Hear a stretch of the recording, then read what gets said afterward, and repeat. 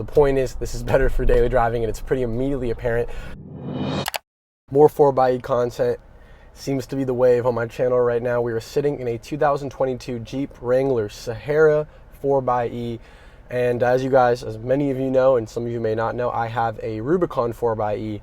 So I'm pretty excited to point out some of the differences and just kind of explain what the Sahara 4xe is like. I believe I will eventually do some content where I directly compare the Sahara to the Rubicon, and again, it'll probably be the 4xe mine to this 4xe, but that content will be forthcoming. So subscribe if you want to see that eventually, and without further ado, let's get out onto the road. All right, so setting off here in the 4xe Sahara, first thing I notice is it's a lot more street oriented than my Rubicon. Now that has only been exacerbated by the fact that I've put on some 35-inch tires to only hinder my handling and acceleration, braking performance, but I'm okay with that sacrifice, being that I love the look of a more aggressive Jeep. I mean, it is an off-road vehicle after all, so I'm not expecting some sort of fantastic on-road performance, but this Sahara is delivering a pretty decent on-road performance. So that's largely due to the fact that the Sahara comes with smaller all-season tires versus the all-terrains that come on a Rubicon, and then some people go ahead and put on mud terrain tires, which even further worsen your street drivability or driving experience. But if you're someone who almost has no intention of taking your Jeep off-road or more than just a basic dirt road, and you just want the vibe and experience of a Jeep, then starting off with Sahara is a great place to be, because you get a lot of the luxury amenities and features of a more loaded Wrangler while retaining that lovely daily drivability. And the Sahara in particular here, being a 4xe, drives even better than your typical Wrangler because of that better weight distribution and added power. So you have a 2-liter turbocharged 4-cylinder engine producing a combined 375 horsepower and 470 pound-feet of torque, all through a dual clutch 8-speed automatic transmission. And it's not rock track, it's select track. It still has a transfer case and it still has 4-wheel drive. In this particular case, it has 4-high auto because it is a 4xe, and this particular one right now is in 4x auto, so it's essentially all-wheel drive right now. And I'm also in the e-save mode, which is Jeep's or the 4xe's version of kind of gasoline mode, where it prioritizes the engine over the EV motors. There's also an electric mode that does the complete opposite. It prioritizes the EV. And lastly, there is a hybrid mode that kind of mitigates and decides for you. Now, if you guys are interested in a super in-depth video on the 4xe, I will link down in the description box below to my my Rubicon 4xe review, where I, again, more in-depth explain what the 4xe is all about. Here, I want to focus more on the Sahara and focus on the few differences and options that this vehicle has versus mine. So again, being that this is not a Rubicon, you don't have the locking differentials, you don't have the electronically disconnecting sway bar, you don't have the all-terrain tires, let alone the larger tires, the Highline fenders, the cool domed grille style hood, fake grille on the hood, and that's generally the main differences. What you do get in the Sahara, on the flip side, is standard painted fenders, which are an option on the Rubicon. You get leather seat standard, which again are an option on the Rubicon. And in general, you get a slightly more upfitted Wrangler, being the kind of highest street spec Wrangler aside from that wild high altitude. Now, this particular vehicle has a couple notable differences than mine. One is it has the hardtop versus my Sky One Touch. Now, this is a bit more claustrophobic in my opinion, even though it's colored white, or it's white plastic. It is closer to my head than the Sky One Touch. The Sky One Touch effectively would be probably about 1.5 inches higher than this. So when I sit up super straight, I feel like I'm a bit closer to the headliner or roof, if you will, of the vehicle. But it's far more insulated, both temperature-wise and certainly noise-wise. In fact, the added noise of the Sky One Touch is my biggest complaint with my Jeep. I kind of knew I was going to have to suffer that by getting the Sky One Touch, and I still love the convenience of pressing a button here and getting that open air feel. I've never even owned my Jeep yet during the summertime, so I'm really looking forward to that. But there's no denying that as someone who doesn't love sunroofs or convertibles, this is nice. I mean, this is just durable, simple, and if you really want, you can still pop these freon panels out by flicking these little latches and just popping it out. So you can actually take the whole roof off. Obviously, this is a Wrangler. So that is a big difference, and it's something that actually is a lot of food for thought, because I went back and forth between getting the Sky One Touch versus the hardtop. I was personally not into the soft top, and I have to say there definitely is a legitimate set of pros and cons between the two. Again, the convenience of being able to open it on a nice warm summer day on the Sky One Touch versus the added insulation and quieter ride of this hardtop. Now we find ourselves at a light. Again, we are in E-Save mode, which is the mode in which a 4xe is the quickest. We're in 4-high auto. We'll pop it over to manual mode. And when the light turns green, we'll punch it and see if the Sahara is faster. It should be, because it's lighter, lower to the ground, lighter wheels and tires. Basically all the ingredients for a sportier experience this has going for it. So let's see. Oh yeah, it's definitely a bit quicker. You can definitely feel it.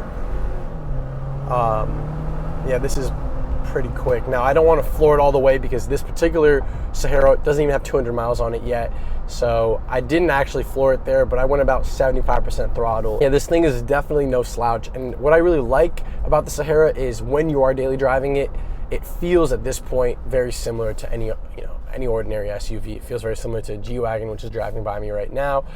And my Rubicon feels a bit more truck-like. Now again, I've only exacerbated that by putting on heavier, bigger tires, but the fact that it comes from the factory with all-terrain tires versus these all-seasons, and they're bigger and they're heavier, again, as it is, and then a lot of people go ahead and put on bigger, even bigger tires now. 37s are practically the norm. You can get an Extreme Recon, which has the same 35s that I have from the factory lift.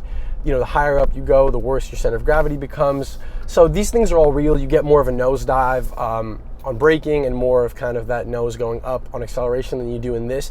This being, again, lower with lighter wheels and tires. I've regurgitated that like 6 times. So the point is, this is better for daily driving, and it's pretty immediately apparent. And the same thing is true of the fuel economy. You get more EV range and better MPGs out of the 2-liter 4-cylinder here, just because of lower unsprung weight. You know, lower rotating mass would be the more correct term. Now, I do miss seeing the Rubicon hood while being behind the wheel of the Sahara, but the interior does feel largely the same. I don't have this beautiful kind of peanut buttery brown interior, although it's an option on the Rubicon as well. I think it looks great on the Sahara in particular, but generally speaking, with the exception of stitching, accent stitching color differences, the interior feels almost the same. And the other really big difference between this vehicle and mine is that this has the advanced, both the regular and advanced safety suites, which means this has blind spot monitoring, parking sensors in the rear, but furthermore, this has front collision warning, rear cross traffic alert, I believe, pedestrian warning, and most importantly, adaptive cruise control, and I believe auto high beams as well. So those features, particularly the adaptive cruise control, that's a really nice feature, and it's something I kind of wish I had, as well as the front trail cam. This doesn't have the cam, but you know, that whole entire suite of safety features and camera, I wouldn't have mind having. I just couldn't justify spending the money for it when I was ordering my particular Rubicon. But the owner of this vehicle did, especially, you know, considering they were getting a Sahara, which already costs less money and is more street oriented, going ahead and throwing this cruise control on a crowded, trafficy highway must be nice. And it's something that I haven't had the chance to do quite yet, but when I do that future video comparing this to my Rubicon, I may go ahead and make a point of showing that as an amenity that only aids in the daily drivability of this Sahara versus my Rubicon. This also does happen to have the heated seats and heated steering wheel, which I also wouldn't have minded having, but again, I live here in SoCal where it's far from a necessity for me personally, and I always prefer being a little cool than being warm, but this does have it. So this really is built for somebody who wants just about every amenity that a Jeep can offer you, with the exception of some of the off-road capabilities that a Rubicon is going to give you. And in that case, you have to either spec up a Rubicon or go with a 392, which kind of has all this stuff plus the best motor plus all the off-road capability. Get that with an Extreme Recon, and you have just about the best Jeep from the factory ever produced, and maybe ever to be produced. That we will see. Now, on that crazy note, let's jump into a quick little tall boy test.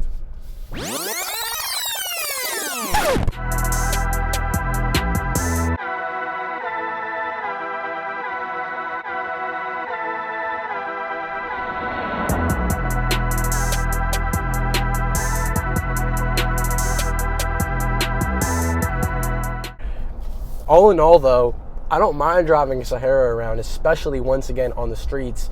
My one gripe is that while this is still a capable off-roader and more capable than just about any other regular SUV out there, you don't really feel inspired by its vibe and attitude to want to take it off-road. For instance, being that it's a 4xe, it comes with 20-inch wheels, whereas a regular Sahara comes with 18s. And these are, I mean, they're beautiful black wheels, but they just don't make you kind of want to go off-roading where you're going to get rocks all up on them and you don't have as much sidewall as you'd kind of like to air down. And basically the point is this vehicle's attitude really is just for somebody who wants to maybe at most park on the beach or park on some dirt, travel down a kind of washboardy, pebbly road versus someone who probably wants to go off-roading. But then again, here in Southern California, most people get Jeeps just to have a Jeep, just for the vibe and the attitude, and I guess this accomplishes that with a nicer driving experience, albeit with a less aggressive look from the factory. Now, as I mentioned, I likely will do a full-on comparison between this Sahara and my Rubicon,